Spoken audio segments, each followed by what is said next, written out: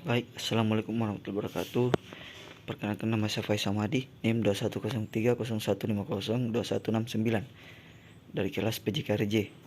Di sini saya akan mempresentasikan PowerPoint yang saya buat bab 7, pertolongan pertama pada kecelakaan atau P3K. Tujuan pembelajaran ini kita dapat mampu mengerti dan memahami tentang pertolongan pertama pada kecelakaan. Yang pertama pengertian P3K. Tujuan P3K, petunjuk umum dalam melakukan P3K, sikap sewaktu melakukan P3K,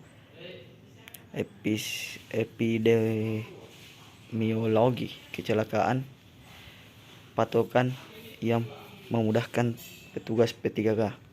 Pertolongan pertama pada kecelakaan atau bisa disebut P3K adalah pertolongan sementara yang diberikan kepada seseorang yang sakit dengan mendadak atau orang yang mendapat kecelakaan baik di jalan umum maupun di rumah ataupun tempat lain sebelum mendapatkan pertolongan oleh dokter atau tenaga medis lainnya yang berwenang.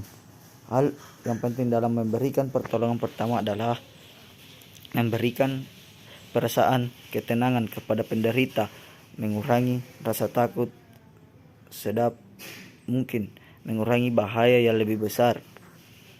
Hal yang tidak boleh dilakukan dalam pemberian pertolongan pertama adalah tentunya yang dapat jangan bertindak melebihi syarat-syarat menambah berat korban. Jangan melakukan tindakan yang dapat membahayakan korban.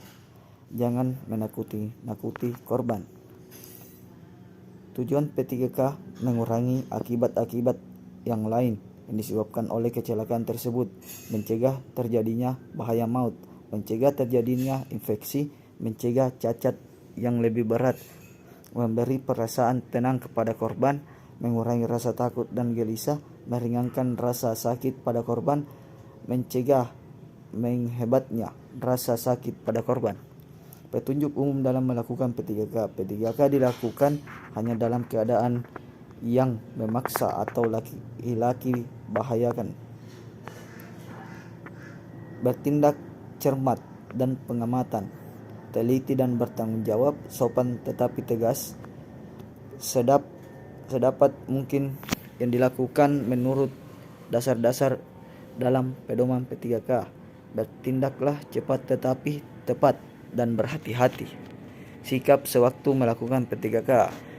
Sewaktu melakukan tindakan P3K, sikapnya harus tenang tegas, dilakukan dengan rasa bertanggung jawab dan tidak melakukan kesopanan. Penolong harus memeriksa keadaan secara keseluruhan. Jika banyak korban, maka harus cepat diperiksa siapa yang mendapat pertolongan di sekitar terlebih dahulu. Meminta bantuan pada orang-orang yang ada di sekitarnya jika ada muntah dapat keluar dan tidak masuk ke dalam paru-paru. Selain tindakan-tindakan tersebut, hal yang harus dilakukan adalah mencatat nama korban, alamat dan pekerjaannya, penyebab kecelakaan, pertolongan yang telah diberikan.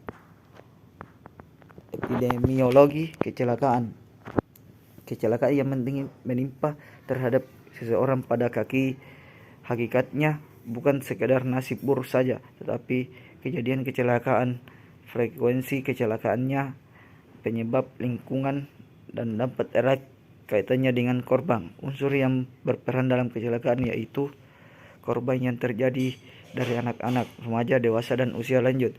Penyebab kecelakaan yaitu penyebab kimiawi seperti racun, obat-obatan, dan lain-lain.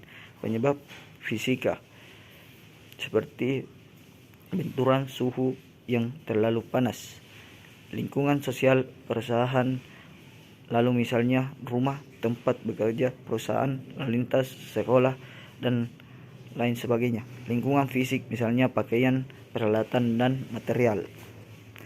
Demikianlah yang sempat saya sampaikan. Sekian dan terima kasih. Assalamualaikum warahmatullahi wabarakatuh.